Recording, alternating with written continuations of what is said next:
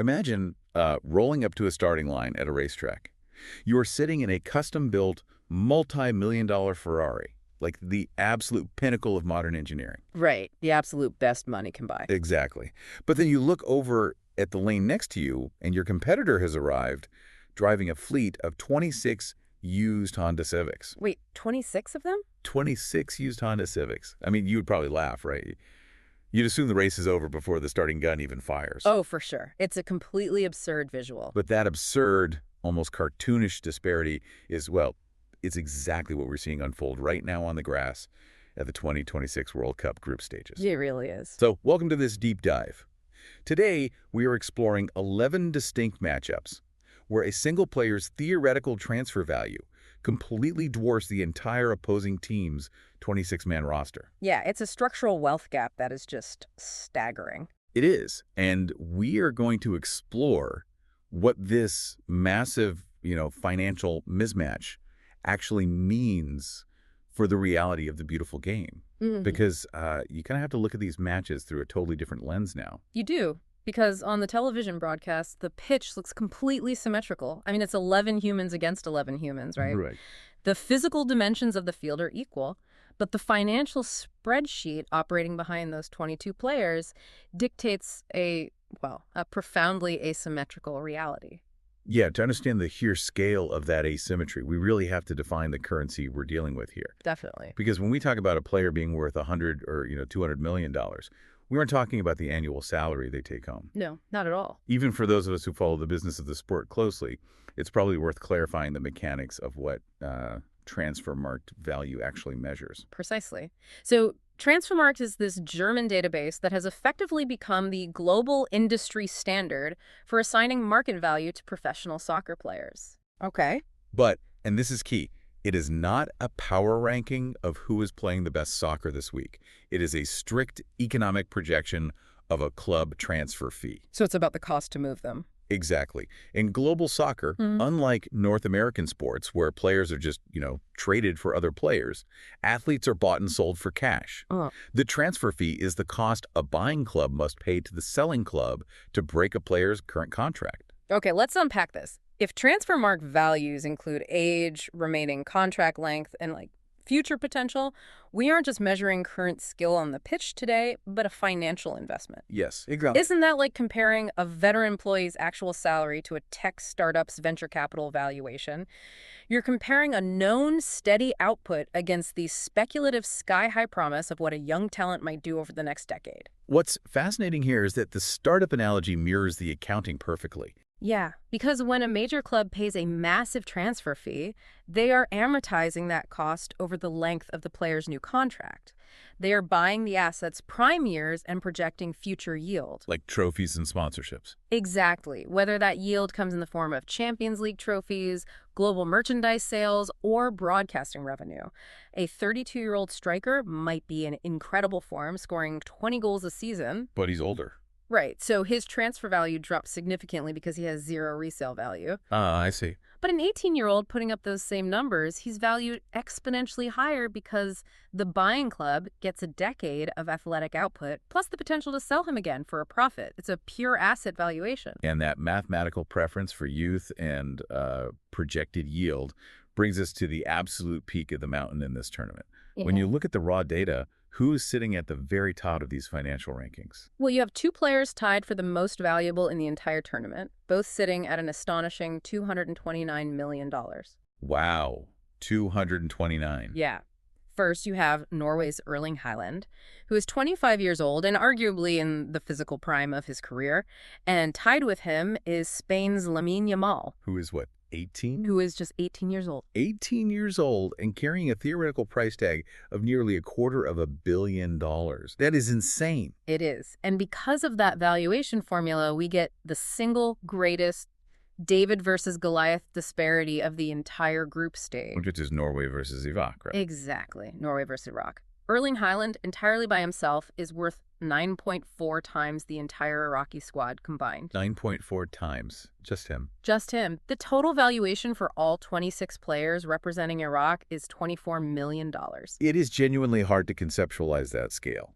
You have one human being whose projected corporate value is nearly a tenfold multiplier of an entire national delegation. Yeah, it's almost hard to wrap your head around. And the brutal reality for Iraq is that the math largely dictated the reality on the pitch. I mean, Norway won that match 4-1, and Holland physically dominated the space, scoring 2 of those goals. He performed exactly the way a $229 million asset is engineered to perform against a $24 million defense. Right. When you have a player accustomed to the cutting-edge sports science, biomechanical analysis, and tactical infrastructure of a club like Manchester City. The best in the world. Exactly. Going up against defenders whose domestic federations just cannot afford those same physiological advantages, the gap in raw power and spatial awareness becomes glaringly obvious. And the scheduling doesn't offer any reprieve for Iraq either. France's Kylian Mbappe is also in that group. Oh, yeah. He's valued at $206 million, creating an 8.5 times mismatch against that same Iraqi squad. It's brutal. But, this highlights a much larger structural shift. Because these absurd mismatches aren't just a random fluke of the draw. There is a systemic, deliberate reason why the 2026 World Cup is serving up so many of these lopsided financial collisions. Right. It comes down to the mechanics of expansion. From 1998 through 2022, the World Cup operated as a highly exclusive 32-team tournament. This is tough to get into. It was difficult just to get a seat at the table. But for 2026, the format expanded to 48 teams. Right. To accommodate this, the tournament structure was altered so that 32 teams advanced from the group stages to the knockouts rather than just 16. So by widening the doors that significantly, you completely alter the ecosystem. The expansion intentionally invited underdogs, the soccer minnows like Haiti and first-time qualifier Curacao. Yep. But by letting them into the tournament, you were dropping them directly into the same tank as the apex predators of global sports. You really are. And the resulting wealth gap across the 48 teams is staggering. At the top of the financial pyramid, you have 6 national federations boasting 26-man rosters worth over $1 billion. Billion with a B. Billion with a B. France leads the pack at $1.7 billion.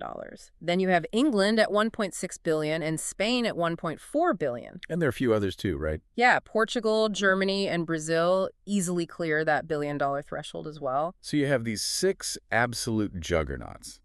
But what does the bottom half of the tournament look like? Well, you have 23 countries, nearly half the entire field, whose entire 26-man squads are worth less than the individual value of Holland or Yamal. Half the field is worth less than one player. Yes, and it's not just the tiny island nations either. The host nations themselves fall into this category. Wait, really? Yeah. Canada's entire squad sits at $228 million, and Mexico is at $220 million. Both of those nations are collectively worth less than a single Spanish teenager. That is wild. And the individual dominance extends beyond just Haaland and Yamal. You look at England's Jude Bellingham, he's valued at $149 million. Right. He's worth 3.8 times the entire national team of Panama. Brazil's Vinicius Jr. sits at $160 million, which is 2.5 times the total squad value of Haiti. The numbers are just relentless. So what does this all mean? Did FIFA essentially design a structural trap where half the field is financially doomed before they even step on the grass? Well, I mean, it feels a bit like watching a scrappy, independent neighborhood coffee shop trying to win a price war against a global, multi-billion-dollar Starbucks conglomerate. The independent shop has heart, but the conglomerate has a seemingly infinite supply chain and algorithmic efficiency. Yeah. You're setting the small operation up to be crushed. If we connect this to the bigger picture, we have to examine the long-term economic strategy behind FIFA's expansion. It is a delicate balance between competitive integrity and global inclusion. Okay, how so? Yes, in the immediate term, you are guaranteeing these massive on-paper disparities. But appearing at a World Cup unlocks a massive influx of broadcasting revenue, sponsorship opportunities, and infrastructure grants for these smaller federations. Oh, so just showing up pays off. Exactly. A team like Curacao or Haiti uses the capital generated from merely showing up to this tournament to build youth academies back home. It's an investment strategy. You accept severe competitive imbalances in the group stages today, banking on the theory that this redistribution of global wealth will elevate those domestic programs over the next 20 years. I see. It's the ultimate long game. The exposure and the guaranteed tournament payout essentially serve as venture capital for the developing soccer nations. Exactly. You cannot build a sustainable soccer infrastructure in a smaller nation if their national team is perpetually locked out of the primary wealth-generating event in the sport. Makes sense. But, the beauty of this deep dive is that the data doesn't dictate the destiny. No, it certainly doesn't. If the transfer value metric was a perfect crystal ball, the scoreboard would be entirely predictable. The billion-dollar conglomerate should bankrupt the indie coffee shop 100 times out of 100. Right. But the reality of 90 minutes on the grass beautifully, chaotically contradicts the math. Which is precisely why the financial spreadsheet is an incomplete metric for human competition. We have seen some monumental results that completely defy the economic modeling. Like Saudi Arabia. Exactly. Saudi Arabia, whose entire roster is valued at under $47 million, managed to grind out a 1-to-1 draw against a heavily favored Uruguay. And that wasn't even the most extreme example. Let's break down the mechanics of Spain versus Cape Verde. This is a great one. You have Cape Verde, this small but fiercely resilient team with a total squad valuation of $62 million. On the other side of the pitch, you have Spain, the $1.4 billion Goliath. Yep. Now, Lamine Yamal, the $229 million centerpiece, was recovering from a hamstring injury, so his minutes were heavily restricted. But even so, he alone is worth 3.7 times the Cape Verde roster. Yet even with Yamal sidelined for the majority of the match, Spain's financial superiority didn't genuinely dip. Spain started midfielders Pedri and Dani Olmo alongside center-back Pau Cubarsí. Right. Individually, each one of those three players carried a market valuation higher than Cape Verde's entire 26-man delegation. You have three separate players on the field, each carrying a price tag heavier than the entire opposing nation. And how did that match end? A draw. Spain and Cape Verde tied. It's incredible. And that pattern kept repeating. Portugal drew against the Democratic Republic of Congo despite carrying a 7-times squad value ratio. Belgium drew against Egypt despite a 4.7 times ratio. The math just breaks down. Here's where it gets really interesting. If a $1.4 billion machine ties a $62 million team, doesn't that completely expose the flaw in equating algorithmic financial value with 90 minutes of human effort? It definitely asks the question. It's like a blockbuster movie with a $300 million CGI budget losing at the box office to a scrappy indie film shot on a smartphone. The spreadsheet says the CGI blockbuster has to win because of the sheer volume of resources injected into it. But the algorithm can't measure the emotional connection and raw ingenuity of the indie film. That analogy cuts right to the core of the tactical reality on the pitch. Transfermark algorithms are exceptionally good at quantifying historical data, physical attributes, and market scarcity. Sure. But they are entirely incapable of quantifying spatial discipline and psychological resilience. When a $62 million team like Cape Verde plays a $1.4 billion team like Spain, they don't try to match them technically. They employ a tactical framework often referred to as a low block or parking the bus. Which means doing what? Exactly, from a strategic standpoint. It means conceding possession of the ball and entirely collapsing your formation into your own penalty area. By doing so, you physically eliminate the space that a $200 million player needs to operate. Oh, wow. Yeah, money can buy a faster winger, but money cannot artificially widen a pitch that is strictly 105 meters long and 68 meters wide. That is such a good point. When Cape Verde puts 10 men behind the ball, they compress the field. They force Spain to rely on low-probability crosses rather than intricate, high-value passing sequences. The financial metric assumes a frictionless environment where talent scales linearly. But a low block introduces massive tactical friction. So you're essentially using geometry to neutralize capital. Precisely. Add to that the psychological weight. The algorithm cannot account for the sheer desperation of an underdog goalkeeper playing the defining match of his life, or, a momentary lapse in concentration from a billionaire superstar who expects to win easily. The intangibles break the math. Which naturally brings us to the final and perhaps most fascinating paradox embedded in this data. Just as we see a massive disconnect between a player's transfer value and the final score, there is an equally jarring disconnect between a player's transfer value and the actual liquid wealth they possess in the real world. Right.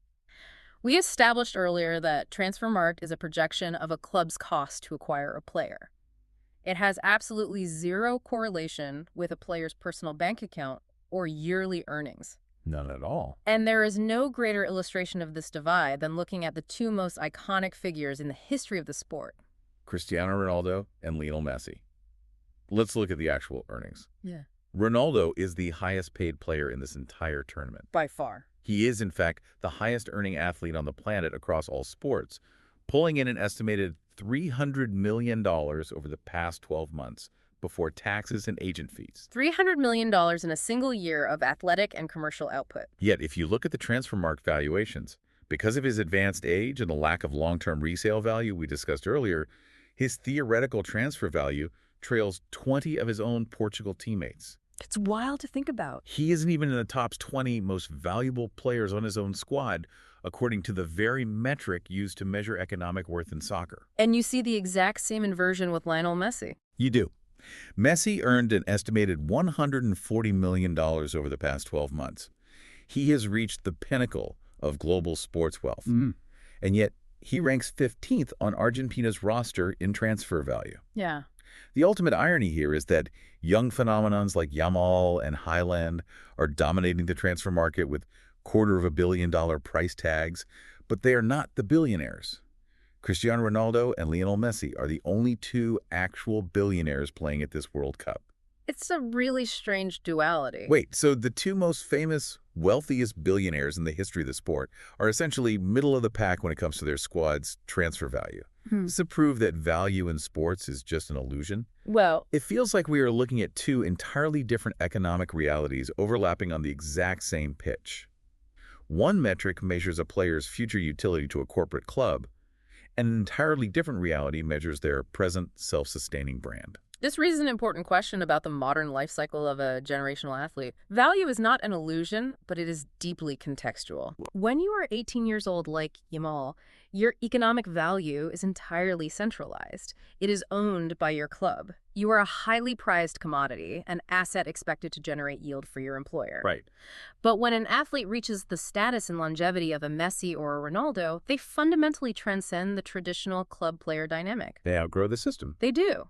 They transition from being valuable assets owned by clubs to becoming self-sustaining global economies in their own right. A buying club does not need to pay a $200 million transfer fee to acquire Ronaldo's future athletic prime because that physical prime is behind him. That makes sense. But international brands, sponsors, and emerging leagues will gladly pay him $300 million a year for direct access to his audience. He has hundreds of millions of followers. He can monetize his own reach without relying on a club to serve as the intermediary. Right. He has his own network. Exactly. The transfer market measures what a player might eventually become for someone else. Their actual earnings measure the empire they have already built for themselves. You are watching a collision of timelines. The future potential of the 18-year-old asset running right alongside the established billion-dollar enterprise of the veteran. It adds such a profound layer of depth to every single match. It proves that the numbers on the spreadsheet only tell a fraction of the story happening on the pitch. It really does. So, to synthesize everything we've explored in this deep dive today, the expansion of the 2026 World Cup to 48 teams was designed to grow the game globally. But in the short term, it has engineered unprecedented, jaw-dropping financial mismatches. Unquestionably. We have billion-dollar giants sharing the grass with federations whose entire national rosters cost less than a single superstar. But as we saw with Cape Verde, Saudi Arabia, and the tactical mastery of the low block, the beautiful game refuses to be solved by an algorithm. You cannot simply buy a guaranteed outcome. The geometry of the pitch and the human element of resilience will always challenge the efficiency of capital. And I want to connect this directly back to you, listening right now. The next time you find yourself facing an overwhelming, deeply entrenched, and massively well-funded competitor, whether that is in your career, your industry, or your own personal endeavors, I want you to remember the Cape Verdes and the Saudi Arabias of this tournament. Oh, that's a great takeaway. Remember that flashy valuations, seemingly infinite resources, and intimidating market dominance do not automatically dictate the final result. The game still has to be played, and strategy can neutralize scale. The spreadsheet is just a projection. Execution is reality. Precisely. And I want to leave you with a final provocative thought to mull over as you watch the rest of this tournament. We spend so much time marveling at the advantage of immense wealth. But what if the crushing pressure of carrying a $200 million transfer valuation actually works against the superstar? Ooh, interesting. What if that astronomical price tag subconsciously forces a team to become overly reliant on one single person, waiting for their million-dollar Ferrari to win the race for them? Meanwhile, the undervalued, heavily discounted minnow team gets to step onto the pitch, wielding the ultimate psychological superpower, having absolutely nothing to lose. Nothing at all. So when the multi-million-dollar Ferrari finally lines up against that scrappy fleet of used Honda Civics, maybe it isn't the raw horsepower that decides the race, but who is willing to drive the hardest?